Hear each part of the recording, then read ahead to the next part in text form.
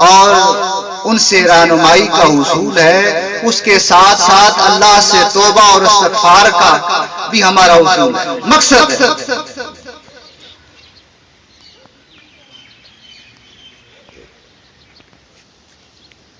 مرشد کا لفظ رشد سے نکلا ہے کہ جس کے معنی ہدایت ہے۔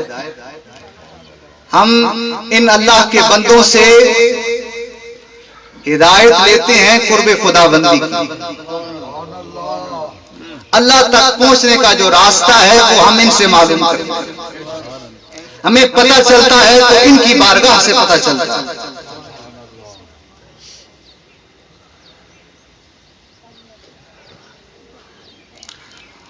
اور جب یہ بات کی جائے کہ اللہ کے محبوب کی، اور پھر ان محبوبوں کی کہ جو اللہ کے محبوب کی وجہ سے محبوب بنے، میرے حضور فرماتے ہیں کہ حضرت سلمان توسی رحمۃ اللہ تعالی علیہ کی بارگاہ میں ایک شخص حاضر ہوا اور اس نے آ کے عرض کی کہ حضور والا، آپ اللہ کے محبوب ہیں، آپ میرے لیے دعا فرمائیں۔ آپ نے اس کی بات کو وہیں روکا اور یہ کہا کہ اللہ کا تو ایک ہی محبوب ہے، اور جو باقی محبوب بنے ہیں وہ اللہ کے محبوب کی وجہ سے بنے، اللہ کا ایک ہی محبوب۔ ہم ان محبوبوں کی بارگاہ میں بیٹھے ہیں کہ جو اللہ کے محبوب کی وجہ سے محبوب بنے، اور یہاں ہمارے آنے کا مقصد ہدایت بھی ہے اور ساتھ ساتھ یہ بھی ہے کہ ہم اللہ سے توبہ اور استغفار کر سکیں۔ ہم پیر محمد عبد الغفور بیگ صاحب دامت برکاتہ القدسیہ المعروف کاکاجی رحمۃ اللہ تعالی علیہ کی بارگاہ میں بیٹھے ہیں۔ آپ اللہ کے پاک بندے ہیں، آپ اللہ کے محبوب بندے ہیں۔ ذرا ان کی حیات پہ ایک نگاہ دوڑائیں کہ ہم کیوں ان کا عرس منا رہے ہیں، کیوں اللہ نے ان کو اتنی شان عطا فرمائی ہے اس جہان میں بھی اور اس جہان میں۔ یہ ہمارے لیے سبق ہے کہ ہم یہ دیکھیں، یہ سوچیں، ہم ان کے راستے پہ چل کے، ان کے نقش قدم پہ چل کے اسی تابعداری اور اسی غلامی مصطفیٰ میں زندگی گزار کر اللہ کے محبوب بندے بن سکتے ہیں، ہم بھی بن سکتے ہیں۔ یہ ہمارے لیے سبق ہے۔ اور اللہ نے آپ کو وہ روشن ضمیر کیا ہوا تھا کہ کائنات کی کوئی چیز ایسی نہیں تھی کہ جس کا علم آپ کو نہ ہو۔ حضور والا کی بات کر رہا ہوں۔ کوئی قدرت ایسی نہیں تھی کہ جس کی طاقت آپ کو نہ دی۔ یہ بات میں اس لیے نہیں کر رہا کہ فخر کروں، یہ فخر کرنے والوں کی محفل نہیں ہے، یہ غمزدوں کی محفل ہے، یہ عاجزوں کی محفل ہے، یہ اللہ کی بارگاہ میں معافی اور توبہ کرنے والوں کی محفل ہے۔ یہاں فخر کرنے والی کوئی چیز نہیں ہے، یہاں تکبر غرور کی کوئی بات نہیں ہے۔ دو کریموں میں گناہگار کی بن آئی ہے۔ اگر میں اپنے کریم کی بات کروں تو اللہ نے آپ کو جو مقام عطا فرمایا تھا وہ کسی سے چھپا چھپا نہیں، کہ آپ کی ساری زندگی اللہ کی یاد اور آقا دو عالم صلی اللہ علیہ وسلم کے ذکر کرتے ہوئے گزری۔ کوئی لمحہ ایسا نہیں میں نے دیکھا اپنی حیات میں، اپنی اس تابعداری میں، اپنی اس غلامی میں، اس غلام نے نہیں دیکھا کہ حضور کسی لمحہ، کسی وقت، کسی پہر، کسی ساحت اللہ کی یاد سے بے خبر ہوں، غافل ہوں، بلکہ میں نے اور آپ لوگوں نے بھی، جو آپ صاحبان ہیں، آپ نے بھی دیکھا ہوگا، میں نے انہیں کبھی برہنہ سر نہیں دیکھا۔ میں نے ایک بار ان سے کہا کہ حضور آپ رات کا وقت ہے، تو اب آپ اپنی یہ دستار اتار دیں اور آرام کریں۔ تو فرمانے لگے نہیں،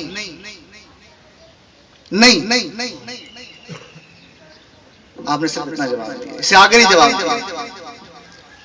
اور پھر جب میں نے ان کی زبان اثر سے حضور والا بابا جی قاسم مولوی رحمت اللہ تعالی علیہ کا وہ ذکر سنا کہ آپ فرماتے ہیں کہ ان کے بارے میں ایک بات مشہور تھی کہ وہ جب سوتے تھے رات کو تو جبہ پہن کے سوتے تھے۔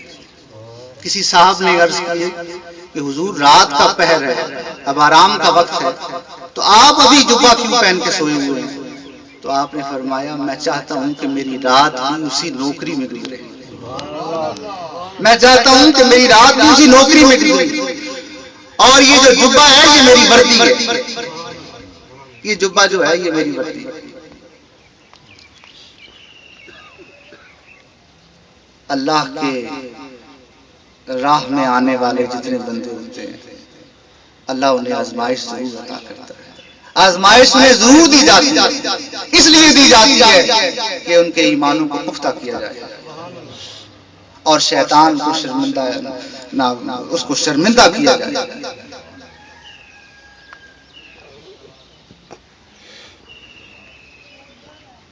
آزمائش کی بات آ گئی،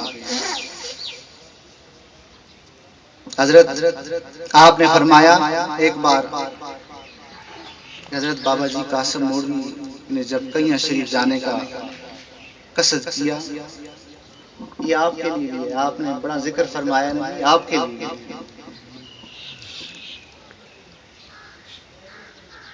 تو جب آپ آخری دفعہ آزمائش ایسے کہ آپ کی 40 بھینسیں تھیں اور ایک ایک کر کے اللہ نے وہ ساری ہلاک کر دی، اللہ نے آزمائش وہ ساری ہلاک کر دی۔ آخری بار جب آپ وہاں گئے تو گھر میں بھوک اور افلاس کی حالت تھی کہ کھانے کو کچھ نہیں تھا، لیکن آپ کئیاں شریف گئے اور وہاں سے جب واپس آئے اور گھر میں صرف اتنا سامان چھوڑا کہ جو گھر والے ہیں ان کی ضرورت پوری ہو سکے۔ وہاں سے واپس جب تشریف لائے تو فرماتے ہیں، حضور والا فرماتے ہیں کہ جب وہ مری پہنچے تو اپنے خادم کو کشمیری بازار میں بھیجا اپنی چاندی کی چھاپ دے کر کہ وہاں ایک کھتری ہے، اس کو میری یہ چھاپ دکھانا اور اسے کہنا کہ تھوڑا سا آٹا اور راشن دے دے تاکہ ان جو میرے ساتھ سالکین ہیں ان کی تواضع کی جا سکے۔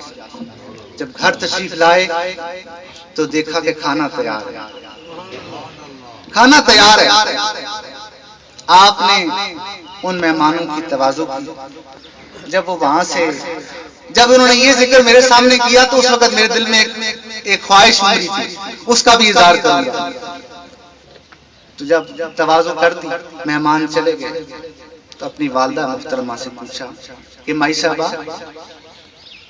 میں تو گھر میں سوائے خدا کی نام کے کچھ نہیں چھوڑ کے گیا تھا، پھر یہ کھانے کا انتظام اور یہ مہمانوں کی تواضع یہ کس طرح کی؟ مائی صاحبہ نے ارشاد فرمایا کہ بیٹا تم جو گھر میں ہمارے لیے راشن چھوڑ کے گئے تھے نا یہ وہی راشن ہے۔ فرمایا کہ اگر یہ وہی راشن ہے تو پھر آپ نے گزارا کیسے کیا؟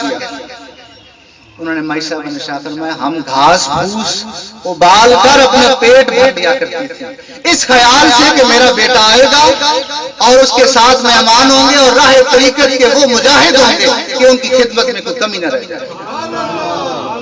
جب انہوں نے یہ بات میرے آگے ارشاد کی اس وقت میرے دل کے اندر یہ بات آئی کہ میں ان طریقت کی خدمت کرنے والی ان ماؤں کو بھی کے لیے بھی ایک دن ضرور رکھوں گا کہ جس میں ان کی خدمات کو یاد کیا جا سکے، ان بیٹیوں کی اور سب سے پہلے اس بیٹی کی کہ جو تاجدار کائنات کی بیٹی ہے۔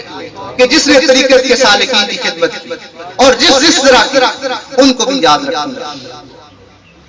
آزمائش ضرور آتی ہے اور آزمائش یہ اللہ کا بھی حکم ہے. اللہ نے فرمایا ہے کہ تم یہ خیال مت کرو کہ تمہیں آزمائش دیے بغیر جانے دیں گے، بلکہ تمہیں آزمائش ضرور دی جائے گی. آقائے دو عالم صلی اللہ علیہ وآلہ وسلم نے جب باقاعدہ اعلان جہاد کا حکم فرمایا تو ایک صحابی نے عرض کی کہ یا رسول اللہ صلی اللہ علیہ وسلم، کیا یہ ضروری ہے کہ ہم قتال کریں؟ کیا یہ ضروری ہے کہ ہم تلوار اٹھائیں، خون بہائیں؟ کیا یہ ضروری ہے کہ وہ ہمیں ماریں ہم انہیں ماریں؟ اللہ نے آپ کو وہ زبردست طاقت دے رکھی ہے کہ آپ دعا فرمائیں تو یہ سارے ہلاک ہو جائیں. تو حضور نے فرمایا کہ اگر ایسا ہو جائے تو پھر یہ کیسے پتہ چلے گا کہ کون مخلص ہے اور کون منافق؟ یہ ان کے اخلاص کو پرکھنے کے لیے بھی اللہ نے آزمائش دے رکھی ہے. رومیوں نے جب حملہ کرنے کا ارادہ کیا، آخری بات آزمائش کی آخری بات کرنے لگا ہوں، یہ آپ لوگوں کی تربیت کے لیے کر رہا ہوں اور خود کے لیے، خود کے اس سبق کو دہرانے کے لیے کہ جو انہوں نے مجھے سکھایا. تو حضور نے صحابہ اکرام رضوان اللہ اجمعین سے کہا کہ اس بار ہم روم کی سرزمین میں جا کر ان کے ساتھ مقابلہ کریں. اور وہ وقت ایسا تھا کہ کڑی آزمائش کا وقت تھا، سخت گرمی اور فصل تیار کہ اگر اس وقت اس کو چھوڑ دیا جاتا تو ساری فصل جو ہے وہ تباہ ہو جاتی. لیکن قربان جائیں ان کے عزم و استقلال کا کہ سب نے کہا لبیک یا رسول اللہ، لبیک یا رسول اللہ، یا رسول اللہ ہم حاضر ہیں. اور پھر یہ نہیں کہ صرف اس حد تک بلکہ جانی اور مالی خدمت بھی پیش فرمائی. ایک صحابی کے پاس کچھ بھی نہیں تھا، اس نے ایک رات ایک یہودی کے باغ کو پانی دیا اور صبح جو اجرت ملی وہ آ کے بارگاہ رسالت مآب میں پیش کر. حضرت عثمان غنی نے 900 اونٹ بمائے ساز و سامان کے پیش کی، 5000 اشرفیاں سونے کی پیش کی. اور آقائے دو عالم صلی اللہ علیہ وآلہ وسلم ان کے ایثار اور اس قربانی پہ اتنے خوش ہوئے کہ کتاب والے نے تو یہ بھی لکھا تھا کہ آقائے دو علیہ وسلم کا چہرہ انور جو ہے وہ چاند کی طرح روشن ہو. اور اظہار یوں تھا کہ آقائے دو عالم صلی اللہ علیہ وسلم ان اشرفیوں کو کبھی دائیں کرتے اور کبھی بائیں کرتے اور یہ فرماتے کہ اللہ نے عثمان کے اگلے پچھلے سارے گناہ معاف کر دیے، اللہ نے عثمان کے اگلے پچھلے سارے گناہ معاف کر دیے. اور جب بات آئے ہمارے امیر کی تو حضرت صدیق اکبر رضی اللہ تعالی عنہ آپ نے اپنا سارا مال ایک بوری میں ڈالا، حتیٰ کہ جو اپنے کپڑے تھے وہ بھی اتارے اور بوری کا کمر بند اور قمیض پہنی کہ جس کو بیری کے کانٹے لگے ہوئے اور وہ بھی اس بوری میں ڈالے اور اپنے خادم کو کہے کہ یہ جا کے چپکے سے اس مال میں رکھ دینا. ادھر یہ عمل ہوا اور ادھر وہی آئی اور جبریل امین لے کر آئے تو جبریل امین نے بھی وہی بوری پہن رکھی ہے، وہی بوری کا کمر بند ہے اور وہی قمیض پہن رکھی ہے کہ جس کو بیری کے کانٹے لگے. آقائے دو عالم صلی اللہ علیہ وسلم نے استفادہ کیا کہ اے جبریل امین ہمیشہ جب تم آتے ہو تو نورانی لباس میں آتے ہو، یہ آج کیا لباس پہن رکھا ہے؟ تو جبریل امین عرض کرتے ہیں یا رسول اللہ صلی اللہ علیہ وسلم آج کے دن سے اہل عرش کا یہی لباس ہے. اللہ نے حکم دیا ہے کہ ابو بکر نے جو لباس پہنے وہ مجھے سب سے زیادہ پسند ہے، لہذا تمام اہل عرش نے آج یہ لباس پہنا. آزمائش اتنی زبردست. حضرت عمر فاروق فرماتے ہیں کہ افلاس اور قلت اتنی تھی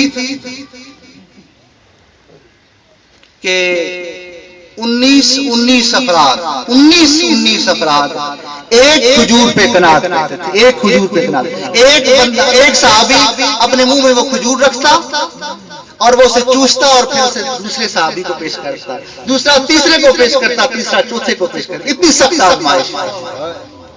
اور فرماتے ہیں کہ جب ہمیں پیاس کی شدت جو ہے وہ نڈال کرتی، گرمی کی وجہ سے پیاس کی شدت نڈال کرتی، تو ہم اونٹ کی جو اوجری تھی اسے چیر کر جو پانی نکلتا اس سے اپنا گزارا کرتے تھے، اس سے اپنا گزارا کرتے تھے۔ مگر کسی نے بھی یہ نہیں کہا کہ ہم واپس چلیں، اور پھر اللہ نے انہیں اس آزمائش میں اتارا، ان کی آزمائش کو قبول کیا اور انہیں کامیاب و کامران کر دیا۔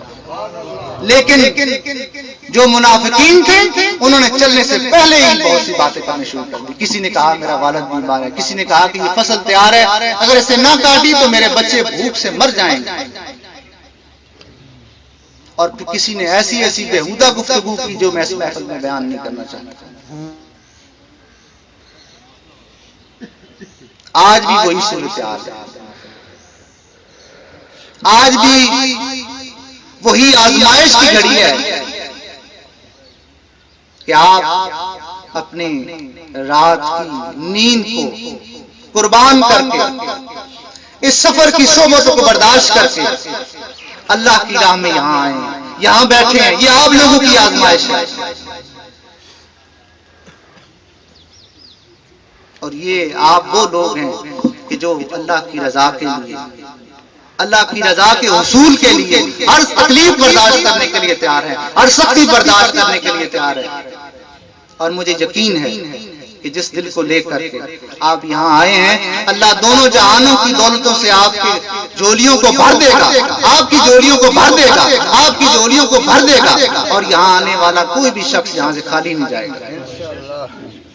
اللہ نے آپ کو یہ اعزاز بخشا ہے کہ آپ یہاں آئے ہیں، نسبت رسولی کی اس محفل میں شریک ہیں۔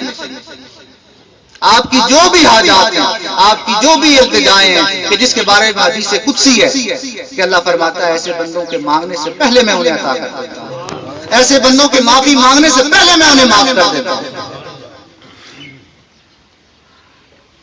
اب جب یہاں سے جائیں تو فاتح کی حیثیت سے جائیں کہ اللہ نے آپ کو فتح نصیب فرمائی ہے، نفس اور شیطان پہ فتح نصیب فرمائی ہے، لیکن ساتھ ساتھ اس بات کا بھی خیال رہے کہ جو عظیم دولت آپ کو یہاں سے نصیب ہوئی ہے اسے شیطان پھر سے خراب نہ کر دے۔ وما علینا الا البلاغ المبین۔ بارگاہ رسالت مآب میں میں اپنی حاضری پیش دل ہے